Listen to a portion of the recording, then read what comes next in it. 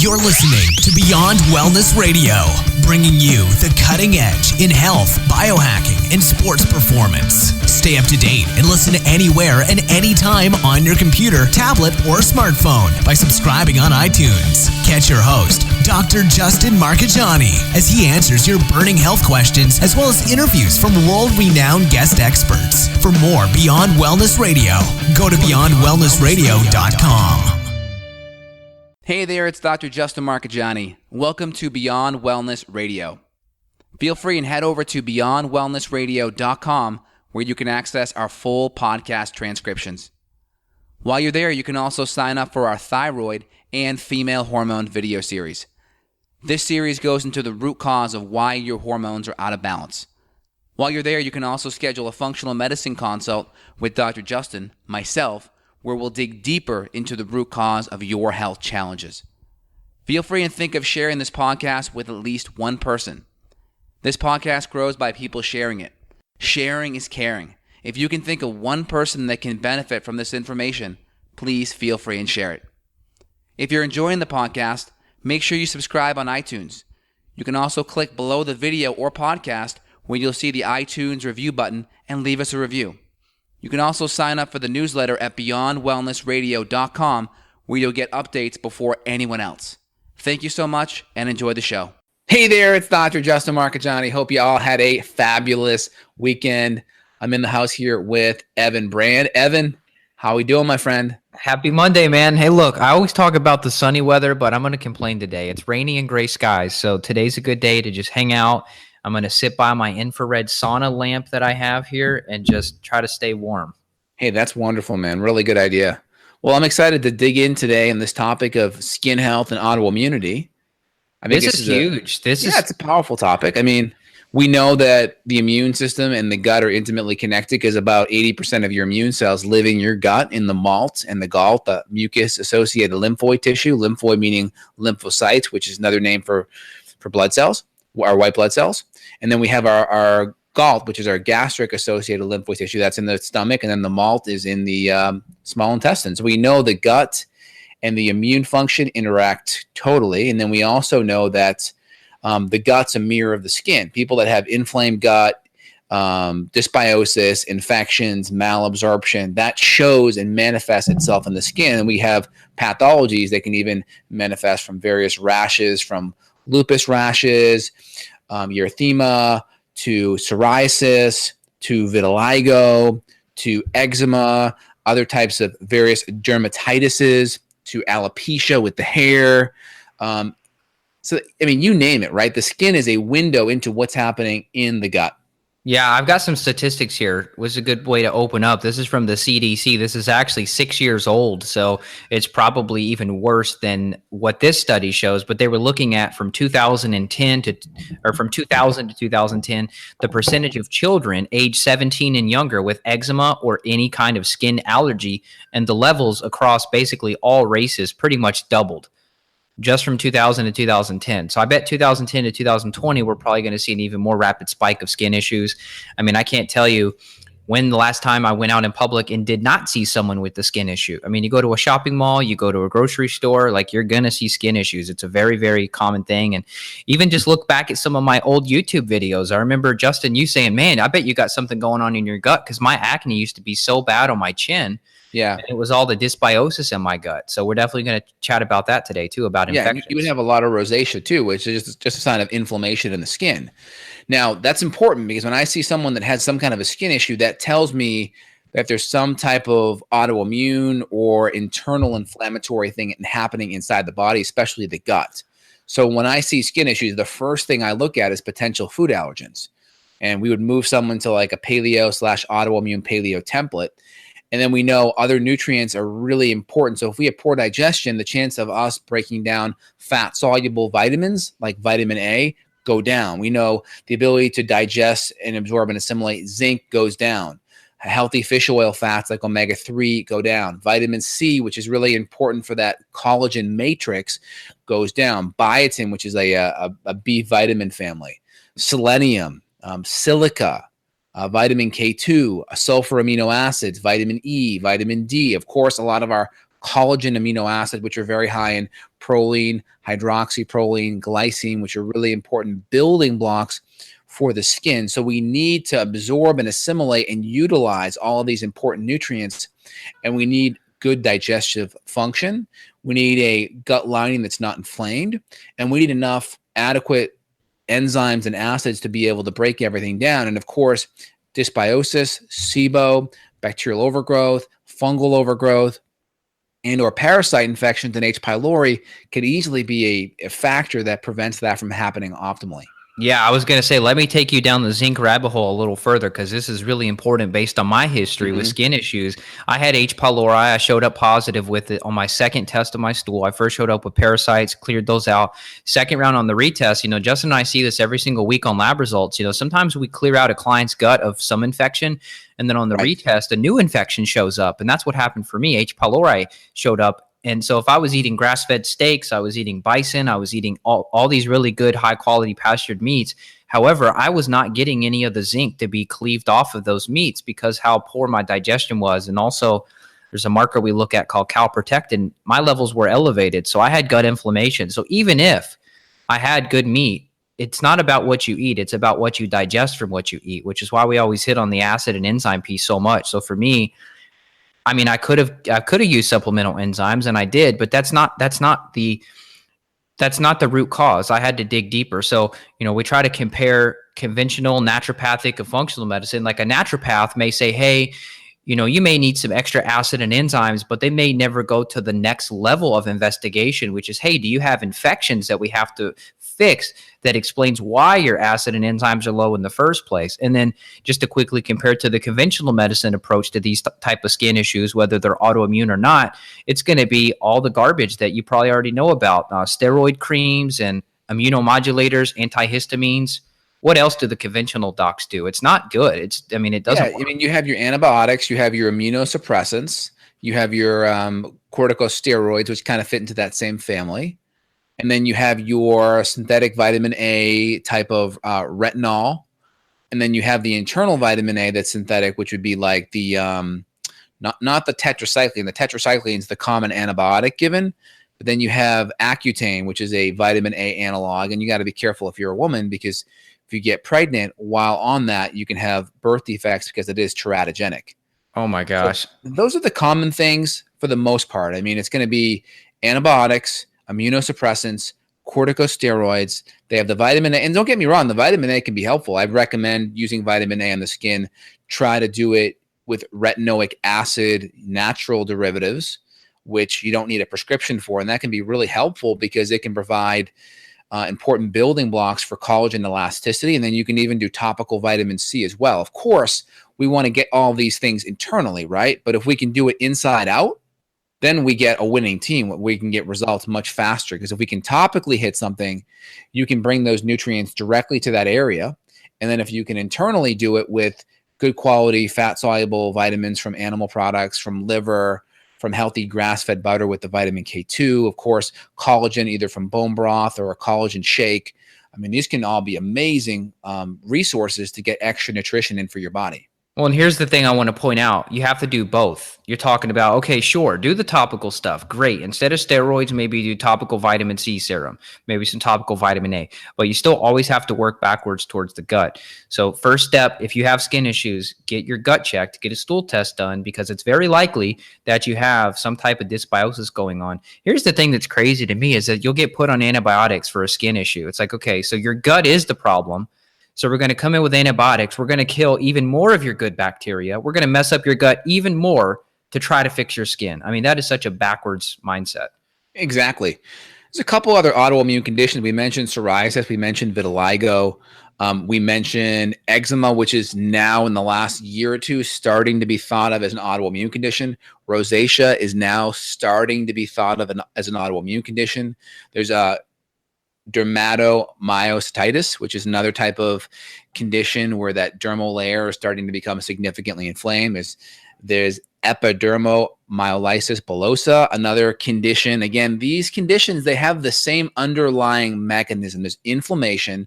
The difference in the diagnoses is how the inflammation manifests. Yeah. If it manifests with psoriatic symptoms, right, then that's psoriasis. If it manifests in eczema symptoms, and eczema and psoriasis are very, very similar. Typically, psoriasis is a little bit more flaky. It can peel and get bloody a little bit easier. Vitiligo is going to be autoimmune that affects the melanin in the skin. And then so if you're darker skin complexion, you'll see your skin go white. Think of like Michael Jackson, right? When he started wearing the glove on the left hand, right? In the 80s, that glove was to hide the first sign of his melasma, or I should say not his melasma, his vitiligo. Melasma is another skin issue. That tends to be from hyperpigmentation, primarily from hormonal issues like the birth control pill or being pregnant. They call it pregnancy mask. Again, that's not in the autoimmune camp. That's more of a hormonal thing. But gut function can have an impact on that because digestion is really important for healthy digestion is really important for metabolizing hormones because it goes and gets pumped out the liver to the gallbladder, back into the intestinal tract. And if we have bacterial overgrowth like dysbiotic bacteria like in SIBO, that can produce an enzyme called beta-glucuronidase. And if you go to Google and type in beta-glucuronidase and estrogen, you'll find that beta-glucuronidase uncleaves conjugated estrogens. Conjugated means there's a protein bound to the estrogen so then it can get metabolized. When it deconjugates it pulls the estrogen off that protein, and now it can go back into systemic circulation and have a hormonal-like effect.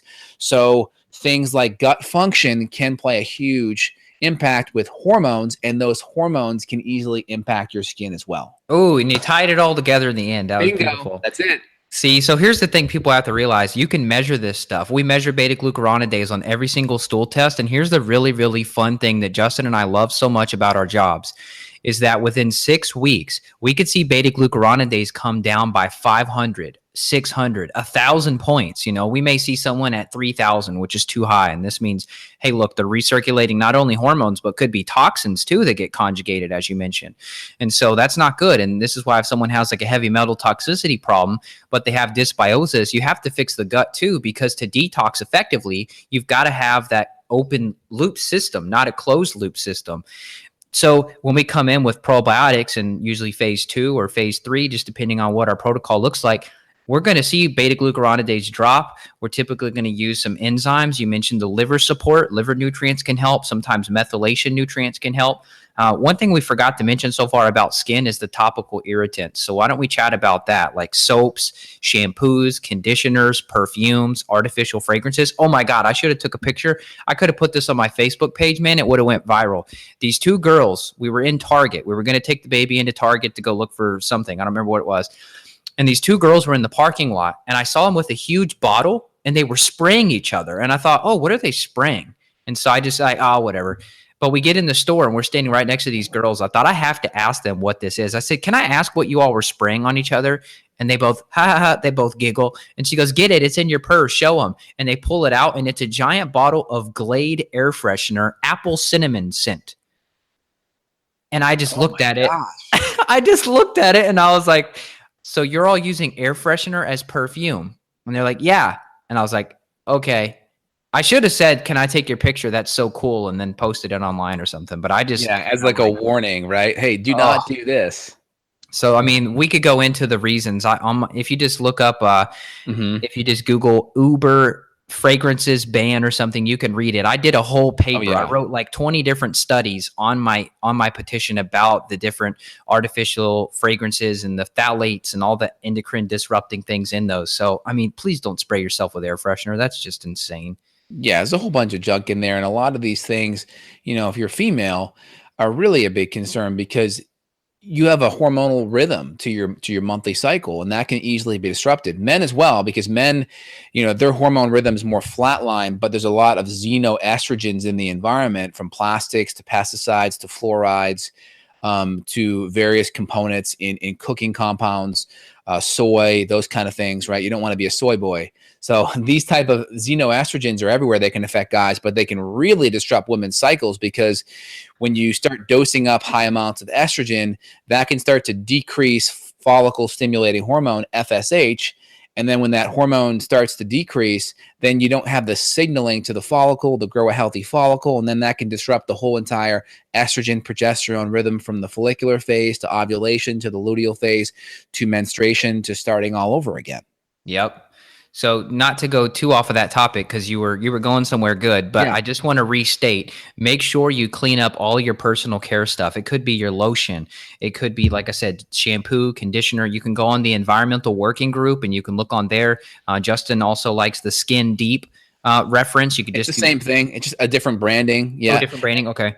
Yep. And I use a brand called Marie Veronique. She's a great brand. She's a great biochemist out of Berkeley, California, and she creates a lot of these skin products, homemade in small batches, and she basically puts a lot of high quality nutrients in supplemental form in a lot of her creams, and she's really good, and she comes typically one of the lowest on the environmental working group. But just take a look. There's a handful of good brands. There's another one called Michelle is another decent brand that's out there. I think Jessica Alba's brand, I think it's the Honest Company. Yeah, she's got some good stuff. There's one product I think that comes out really good that I've had patients tell me they have a good success with. I think it's her moisturizer. But just take a look at it and see. And that's very helpful because they have a really good retinol product. They have a really good vitamin C and like kind of amino acid, ferulic acid, I think, compound. And then they also have some oil-based products that are very high in vitamin K2 and a lot of these really good essential fatty acids, which are good for your skin. We just want to be holistic.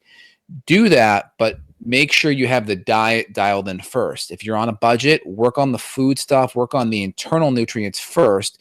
And then if you have extra resources and you want to allocate, go to the external stuff second. I find it's the opposite. People are going to the external stuff first and the diet's not dialed in yet. Do the opposite. Internal stuff first, collagen, bone broth, anti-inflammatory diet, all the nutrients and minerals that I mentioned. Get that dialed in, get the gut cleared out, get the bacteria cleared out, make sure you're digesting your foods, and then also make sure your motility is moving. You're having passing 12 inches of stool at least a week. I mean, a day, I'm sorry, not a week. 12 inches of stool a day, obviously at least 7 a week. That's really important because if you're not having that good, healthy bowel movement, you'll be reabsorbing toxins. You got to poop, that's going to then be pushed out the skin, right? The solution to pollution is dilution, and your skin is a mirror of what's happening in your gut. And the solution is pooping, because if you're not pooping, you're going to have skin issues. I've literally seen people improve their skin issues just by pooping from once every 3 days to pooping every day. Their skin got better just by giving them some herbs to help things move along a bit. Yeah, and if your skin's excessively dry across the board, I always look at essential fatty acid intake as well as digestion. Like, all right, number one, are we getting enough of these good fish oils, these good vitamin K2, these good saturated fats from healthy animal products, coconut oil, avocados, monounsaturated palm? Are we getting enough of this? Are we able to digest it? How are your stools looking? Are your stools sinking or floating? Right? Remember that old expression, oil and water, right? They kind of want to separate. So you have a really fatty stool because you didn't break down your fat. You have water, so the stool will sit on top and float more. It'll maybe look more clay colored and blonde as well. So if you're seeing that, that's a big sign that you are not breaking down your essential fatty acids properly, and that we really got to ratchet up the enzymes, the HCl, and or maybe more bile salts and or lipase meaning lipid-based enzymes. Yep, well said. Your poop has to sink. It's very common. I mean, 90% of the time when we run a stool test on people, we're going to see elevated steatocrit. Maybe it's not off the chart, but that's a fecal fat marker we look at. I've seen people as high as 35%, meaning 35% of their poop is fat. That's crazy. You do not want that. Ideally, it's like below detectable limits. 100%. So if you see what's the highest you've seen on steatocrit? Do you know? I've seen it in the mid to upper 20s before. Okay. And these people, because they're reporting back, hey, how are your stools looking? Oh, they're floating. All right, there's an issue. I don't need a lab at that point to tell me, but most of the time we're going to see, increase in steatocrit when we see those clinical symptoms. Yep. The only other thing I wanted to mention was the histamine issue, and it's that we've hit on this in other podcasts, but that with gut bacteria, like bacterial overgrowth, that does mess up your ability to break down histamine from the diet. So that's why some people say low histamine diets help, but that's still not the root cause. It's just that there's probably a malabsorption and dysbiosis issue causing you not to digest your histamines, or break them down rather. Correct. So when we get deeper into like the diagnoses, just remember the diagnosis is a manifestation of inflammation and how that inflammation is presenting itself. Inflammation that presents in certain ways gets classified as one condition versus another. A lot of times the underlying way to go about it is very, very similar. And a lot of times the nutrients are very similar. So don't think like, oh, I have vitiligo and this person has psoriasis. It's like a totally different thing. Now, in the eyes of the dermatologist, it may be, right? Because they may say, oh, we're going to give you some kind of a bleaching compound or some kind of immunosuppressant, where over here it's like, oh, we're going to give you more corticosteroids or something to help keep the itching down, right? Because they're different types of diseases with a similar autoimmunity, inflammatory mechanism happening on the inside. And of course, genetic predisposition kind of, allows one disease to express itself over another. Yeah, well said. And it's epigenetics. And the genetics are always, they're malleable. So don't just say because my mom got XYZ, I'm destined to get that. That's not true. It's more likely, but it's not guaranteed. Yep, 100%. And then a couple things you can see too is acanthosis nigricans is another one, and you can just Google it. But you have a hyperpigmentation, and that's commonly caused by excessive insulin. So if you're doing a lot of insulin, a lot of refined carbohydrates, you can see the acanthosis nigricans. On the back of the forearms, you can see the keratosis pilaris, which is like those little bumps that pop up, and that can happen because of essential fatty acid deficiency. So if you have poor digestion or gut infections, that can be a big issue. Of course, we have rheumatoid arthritis, which you may be able to see the joints hypertrophy in the fingers and the hip joint and the metacarpal phalangeal joint. You may see a hypertrophy because there's autoimmune attack and there's a lot of inflammation. We may see that as well. And then, of course, like autoimmune thyroid issues, we can see a lot of dry skin with autoimmune thyroid, especially in the neck too.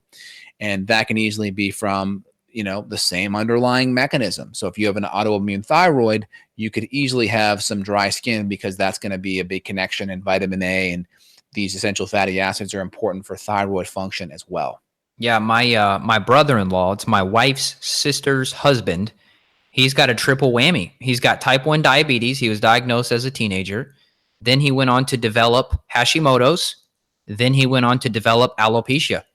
So once the autoimmune domino effect starts to happen, you can start to rack up the autoimmune diseases. And that's why some clients come to us and are like, look, I've got 6 different autoimmune diseases at the same time. It's the same thing. Once that leaky gut takes place, then you get the leaky skin, the leaky heart, the leaky brain, the leaky everything. So it's very, very, very common to hear multiple autoimmune issues. But the good news is you can take a lot of this stuff and turn it around. So just get your testing done. I mean, that's the first step. Dial in the diet, all the stuff, pick a step. Just don't be paralyzed. Just pick a step. Yeah, and also excessively pale skin. That could be an anemic issue, low B12 and or iron.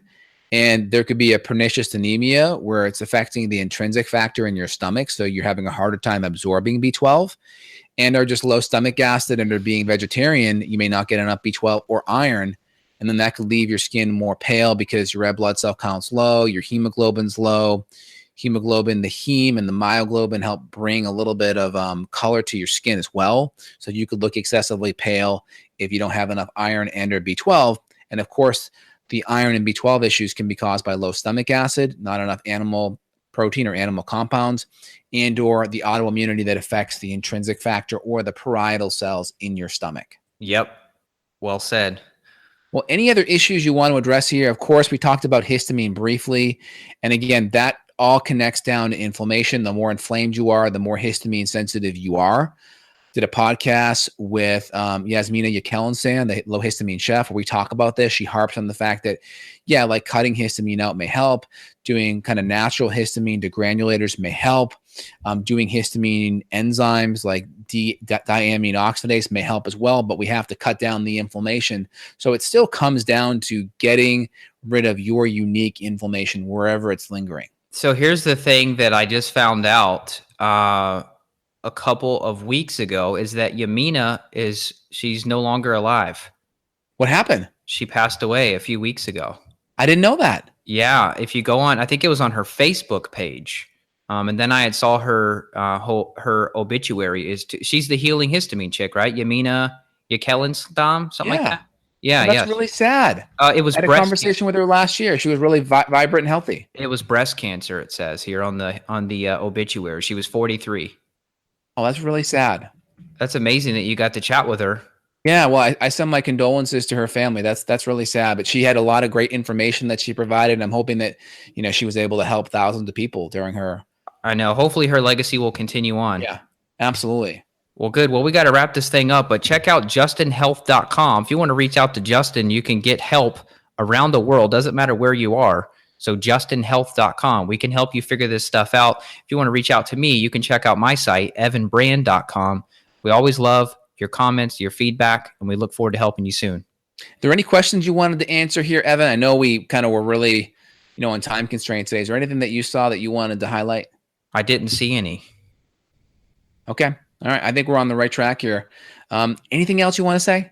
Not today. Just get help. Don't give up. And I'll be back here later on this week, guys, for a live Q&A so we can get some more questions answered. I may even jump on today if I have time. But y'all here, make sure you subscribe, give us a thumbs up, give us the share, give us the bell, and we will all chat real soon. Have a phenomenal day. Take care. Take care. Got a question for Dr. J? Go to beyondwellnessradio.com and click the questions button. Then tune in to hear the answer. Also, if you like the show, click below to review us on iTunes. For more Beyond Wellness Radio, go to beyondwellnessradio.com.